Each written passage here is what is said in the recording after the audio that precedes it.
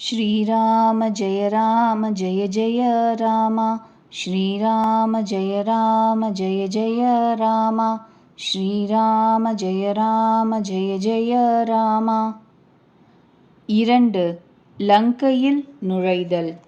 சமுத்திரத்தில் மீண்டும் ஒரு அரக்கி இருந்தாள். அவள் மாயை புரிந்து ஆகாயத்தில் பறக்கும் பறவைகளை நிழலை கொண்டு பிடித்து விடுவாள். ஆகாயத்தில் எந்த பிராணி பறக்கிறதோ அதன் பிரதிபிம்பத்தை அவள் நீரில் பார்ப்பாள். அந்த நிழலை பிடிப்பாள். அவை விடுபட்டு பறக்க முடியாது. மாயையினால் கட்டுப்பட்டு நீரில் விழுந்துவிடும். இவ்விதம் எப்பொழுதும் ஆகாயத்தில் பறக்கின்ற பிராணிகளை சாப்பிட்டு கொண்டிருந்தாள். அவள் அதே குறும்பை ஹனுமாரிடம் செய்தாள். ஹனுமார் உடனே அவளுடைய சூழ்ச்சியை அறிந்து கொண்டார். அவளை வதைத்து மதிநலம் படைத்த மாருதி கடலின் அக்கறை சேர்ந்தார். அங்கு சென்று காடுகளின் வனப்பை கண்டார். அங்கு தேனில் ஆசை கொண்டு வண்டுகள் முரளின. பலவித மரங்கள் பூத்து காய்த்து குலுங்கின. பசு பட்சிகள் கூட்டம் கண்டு அவர் மனம் மகிழ்ந்தார். எதிரே ஒரு பெரிய மலையை கண்டார். ஹனுமார் பயம் துறந்து ஓடி அதன் மீது ஏறினார். சிவபெருமான் கூறுகிறார், உமையே, இதில் ஹனுமாரின் பெருமை ஒன்றுமில்லை. அது பிரபுவின் பெருமை. அவர் காலத்தையே விழுங்கி விடுவாரே. மலையில் ஏறி ஹனுமார் லங்கையை பார்த்தார். மிக பெரிய கோட்டை. அதை பற்றி சொல்லி மாளாது. மிகவும் உயரமான கோட்டை. அதன் நாற்புறமும் கடல். தங்கம் இழைக்கப்பட்ட கோட்டை சுவர்கள் ஒளி வீசின. பல வடிவங்களான இரத்தினங்கள் பதித்த கோட்டை சுவர்கள். அதற்கு அழகான மாளிகைகள்.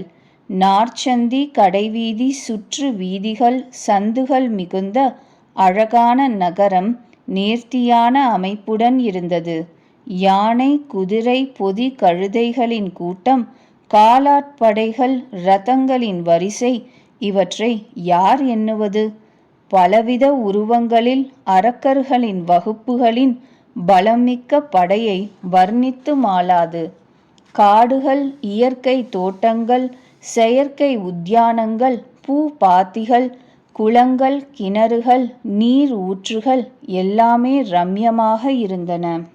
மனித, நாக, தேவ, கந்தர்வ பெண்மணிகள் தமது அழகினால் முனிவர்கள் மனங்களையும் கவர்ந்தனர். ஓரிடத்தில் மலை போல் பெரிய உடல் பலம் மிக்க மல்லர்கள் கர்ஜித்தனர். அவர்கள் பல முகாம்களில் சுற்றி கொண்டு ஒருவருக்கு ஒருவர் சவால் விட்டனர். பயங்கர உடல்கள் படைத்த கோடி போராளிகள் உஷாராக நகரத்தை நாற்புறங்களிலும் காவல் காத்தனர். தீய அரக்கர்கள் எருமைகளையும் மனிதர்களையும் பசுக்களையும் கழுதைகளையும் ஆடுகளையும் சாப்பிட்டு கொண்டிருந்தனர். துளசிதாசர் இவர்களுடைய கதையை கொஞ்சம் சொல்கிறார். ஏனெனில் இவர்கள் ஸ்ரீ ராமபாண புண்ணிய தீர்த்தங்களில் உடல் துறந்து பரமகதி பெறுவார்களே. நகரத்தின் பல கண்காணிப்பாளர்களை பார்த்ததும் ஹனுமார் மனதினுள் நினைத்து கொண்டார், மிகச் சிறிய உருவமெடுத்து இரவில் நகரத்தினுள் நுழைவோம். 3. லங்கினியை மாய்த்தல். ஹனுமார் கொசு போல உருவமெடுத்தார். மனித உருவில் லீலைகள் புரிந்து கொண்டிருக்கும் பகவான் ஸ்ரீராமனை நினைத்தார். லங்கையில் நுழைந்தார். நகர வாசலில் ஒரு அரக்கி இருந்தாள். லங்கினி என்று பெயர். அவள் சொன்னாள், என்னை கேட்காமல் எங்கே செல்கிறாய்? முட்டாளே, நீ என் மர்மம் அறிய மாட்டாய். எத்தனை திருடர்கள் இருந்தாலும் அத்தனை பேரும் எனக்கு உணவாவார்கள்.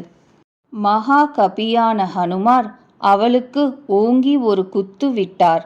அதனால் அவள் இரத்தம் கக்கிக்கொண்டு தரையில் உருண்டு புரண்டாள். பிறகு லங்கினி தன்னை சமாளித்து கொண்டு எழுந்தாள். பயத்துடன் கைகூப்பி வணங்கினாள். கூறினாள், ராவணனுக்கு பிரம்மதேவன் எப்பொழுது வரமளித்தாரோ அப்பொழுது போகும்போது அவர் அரக்கர்களின் அழிவு காலம் பற்றி எனக்கு ஒரு குறிப்பு கூறினார். நீ எப்பொழுது ஒரு குரங்கின் தாக்குதலால் கதி கலங்குவாயோ அப்பொழுதே அரக்கர்களின் அழிவு என்று அறிவாயாக. இவ்வாறு பிரம்மதேவர் என்னிடம் முன்னரே கூறியுள்ளார். அப்பனே, நான் புண்ணியம் நிறைய செய்திருக்கிறேன். நான் ஸ்ரீ ராம தூதனை கண்ணார கண்டுவிட்டேனே. அப்பனே, தராசின் ஒரு தட்டில் உள்ள ஸ்வர்க்கம் மோக்ஷம் என்ற எல்லா சுகங்களும் சேர்ந்து மறுதட்டில் உள்ள கணநேரத்து சத்சங்க சுகத்திற்கு இணையாகாது. இவ்வாறு லங்கினி ஹனுமாரை துதித்துவிட்டு அவருக்கு நகரினுள் செல்ல வழிவிட்டாள்.